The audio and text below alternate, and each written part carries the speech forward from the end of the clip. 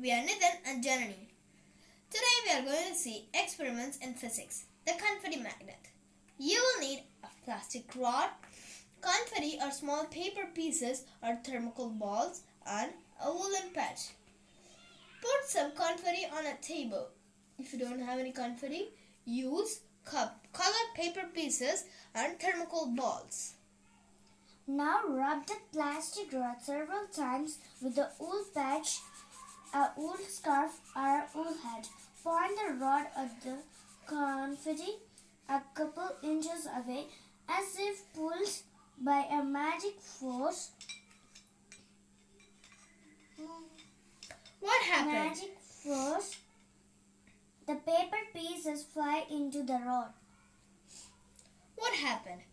When you rub the plastic rod with the wool patch, the rod is charged with electrostatic energy.